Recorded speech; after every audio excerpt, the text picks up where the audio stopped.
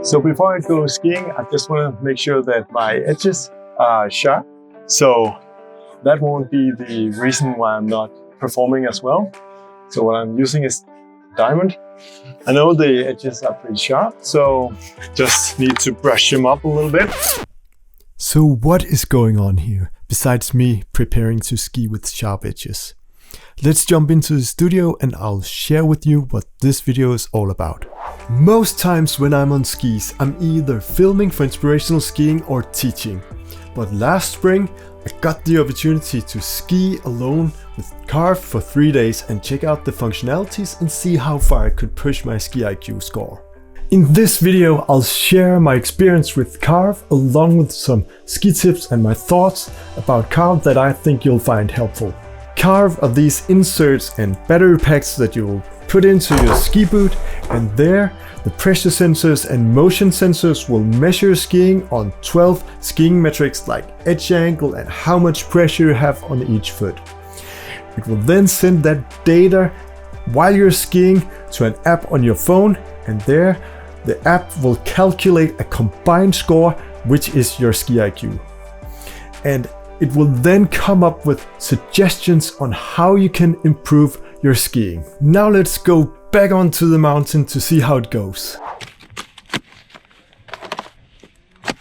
I'm excited to see what happens today when I'm going for the highest score possible. I do have the secret goal of beating Ted Ligety, and the last time I checked, his ski IQ was 162. So that'll be my goal for the day or for the week.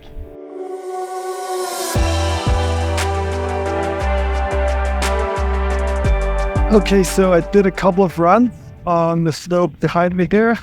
The first 2 runs I did ski IQ of 153, and I felt like the second time was better than the first, was more in control, but maybe I didn't have the as high as I can on the shirt. So I went again and I did 158. So that's a new personal best for me. I'm pretty confident I can do even better. I'll let you know. So for reference, so you can compare what my skiing looks like with the ski IQ scores I get, here is a clip of me skiing that day. Let's carve it up. Your ski IQ has improved. Keep up the good work. So I just came down from another run and you can see the slope here. And I did another personal best of 161, which is, I'm starting to get happy about this. I'm really like competitive against myself. And this really triggers me. I can feel I really want to beat my record again and see how far I can go, how far I can take this this Carv ski IQ. So the app told me that the first runs I needed to work on my balance score, so I needed to improve my end of turn, especially, and they gave me the cue that I should have my heels digging into the snow, and I really tried to focus on that, and it seems to work. So yeah, I'm happy about it. Trying to fight Ted Ligety. There he is. Oh, he improved. So now he's 163. So he's currently 2.2 ski IQ points better than me. Okay, I'll have another few runs and I'll see how it goes. I did a couple of more runs, but I couldn't just push through that 161 score. And now Ted had improved, so it seemed even more impossible to beat his score. After all, he is a 5-time world champion and a 2-time Olympic gold medalist in ski racing, and his skiing on groomed runs is amazing. And even though I've done well in some remotely relevant skiing competitions along the way, we would be worlds apart in a racing course, obviously. But the interesting thing about Carv in this situation is that Achieving similar scores to Ted's on metrics like outside ski pressure and edge similarity is much more achievable, and it makes it so much fun for me that you can compare your scores up against a world champion. I had almost given up hope of beating Ted Ligaty's score, but on the second day I realized that so far I have compared our scores for the whole season. So I got the idea of going into the app and use the filter option to see what our scores were for that particular day. So I ate some lunch, went into the app, and here's what happened. So I just realized that today I was the second best. I have the second best ski IQ on the global leaderboard, and I had a better score than Ted Ligety. That day, in both me and Ted's life, I beat him at something ski related, which is both fun, exciting, and kind of weird to say. And he was probably just cruising around with his kid or something like that, but I'll take it as a win anyways. But I still wasn't satisfied. I knew I could do better. And inside the app, I could see on some of the metrics that I had some room for improvement. So that was next on my agenda, to go inside the app and see how it could help me improve my skiing.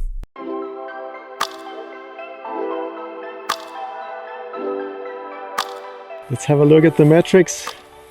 I need to have some more outside ski pressure, so that's one area that I can improve on. I'm not completely parallel all the time, and that might have to do with there were a little bit of maybe skidding because the snow gave in and I was sliding a bit sideways. The edge angle is 73, and I know I can improve on that as well.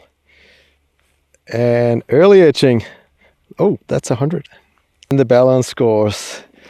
Right, so here's the big one that I can improve on. What I'll be doing is that I'll have some slower runs, working on just feeling the pressure under my foot and calibrating my balance. So if I find a good spot, maybe I'll go for a performance run, trying to beat my ski IQ again.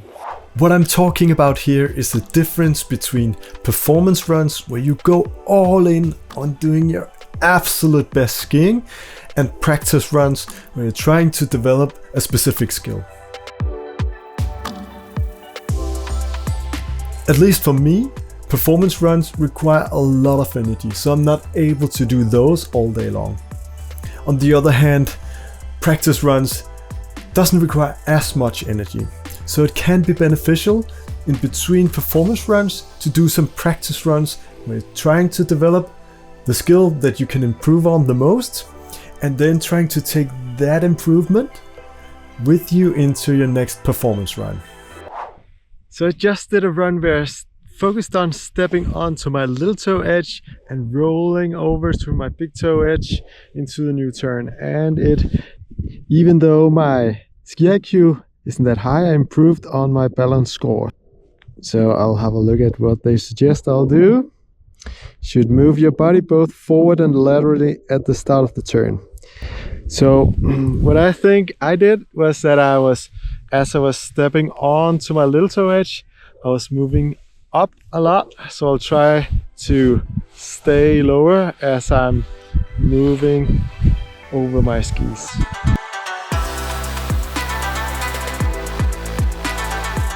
Awesome work. Leveling up. I kinda got caught up in balance scores for a while, trying to figure out what to do. For me, it's very interesting to see what it measures and suggests, and then I compare that to what I felt in that run, inputs from other people, my current understanding, and video of my own skiing. All of these things in combination gives me a fuller picture of what my skiing is like at the moment, and it also gives me a great idea of what I should be doing to improve my skiing and move forward. After having played around with different movements for a while, I decided to do something else and switch to a different pair of skis to see what difference that made.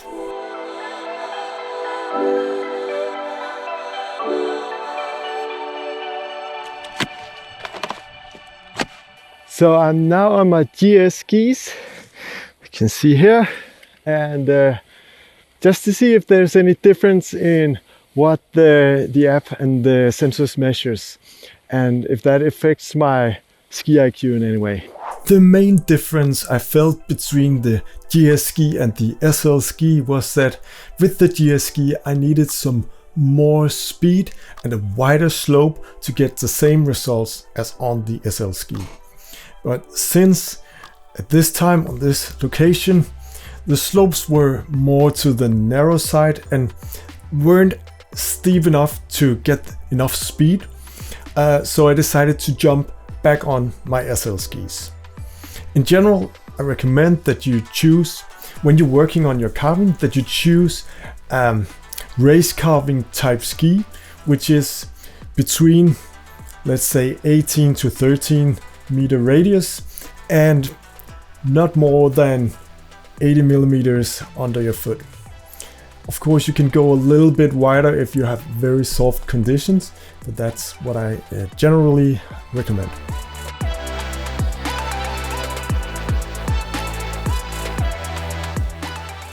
So I decided to go down and switch to my slalom skis, and I'll do the Train with an Olympian. Train with an Olympian is a training program within the app that Ted Ligety has helped design. And I guess at this point, if I couldn't beat him, maybe I could learn something from him. It gives you a specific metric that you need to complete above a certain target for 10 turns in a row. As you progress through the levels, you still need to meet the target of the first metrics, but now it adds more metrics that you need to complete at the same time. Hey Janus, time to train with an Olympian. You're on level 22. Focus on early edging. Target is 57% early edging. You need to pass 10 turns in a row to progress. Stop for feedback. Let's carve up the slopes.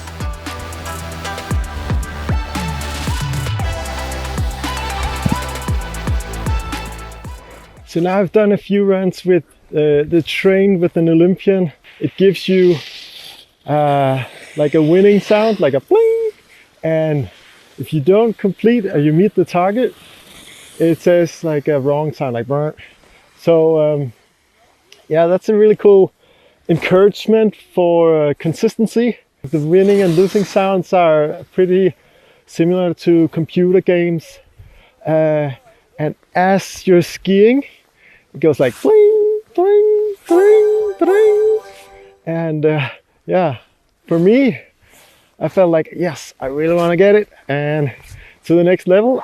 So being a huge fan of Ted Ligety and his style of skiing, it's also really cool to hear his voice popping up in my ear as I'm sitting in the chairlift, telling an anecdote from his ski career or his how he developed his style of skiing, and coming up with some advice of what I need to be working on to get to the next level. Hey guys, it's Ted. Our skis are like mini trampolines. They have a lot of energy at them. So, you know, one thing I try to think about is like really trying to resist the force in the middle when like the trampoline is getting pushed down, and then like that pop comes up, and trying to like take that force and redirecting that into the next turn. As I went through the different features on the app, I decided that the next one I wanted to share with you was most turns in 30 seconds.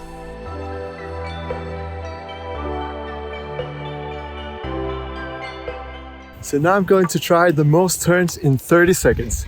And I've found a slope here which is hopefully long enough to keep me going for 30 seconds.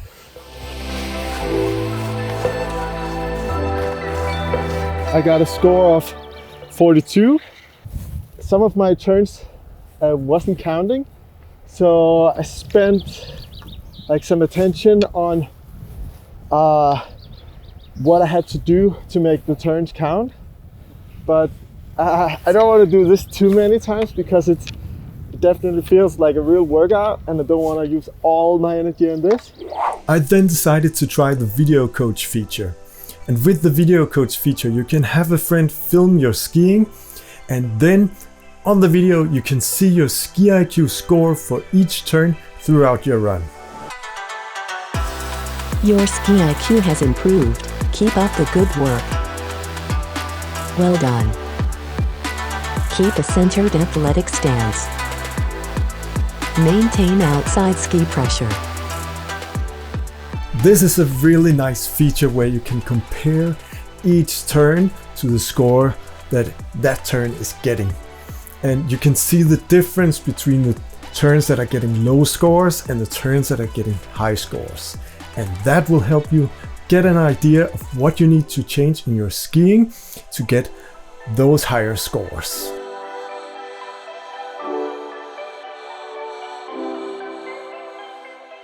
After having skied with the app for 3 days, measured my skiing, tried the suggestion, experimented with different movements and gone through different trainings, I started to feel like I could dial in on what it required, what I needed to change to push my ski IQ just a little bit further, which was really interesting to me. So I just got a new personal best ski IQ score of 163, but I did it on that slope right there, which is Norwegian red slope, but it's very short, so I only got in 7 turns, and that means I don't show up on the global leaderboard because there you need to have 10 turns in a row. So I just did a ski IQ score of 164, but unfortunately I only did 6 turns this time, and I did it on this short slope right there, and the snow is actually pretty good, so I think that's one component to it. But I'm also starting to think that I've figured out what I need to be doing to create this type of skiing that the algorithm seeks, which is good skiing, or one type of good skiing. Since my 3 days alone with Carv in April 2023, the algorithm has been updated to favor Ted Ligaty's style of skiing even more. And I have kept training and improving my own scores. In February 2024, my best ski IQ score is now 165. And Ted? His score is now 170. If you want to know more about Carv, I've shared some links in the description. There I've also shared a link to our golden carving course, which I'm sure you'll find very helpful with improving your carving skills and your ski IQ scores.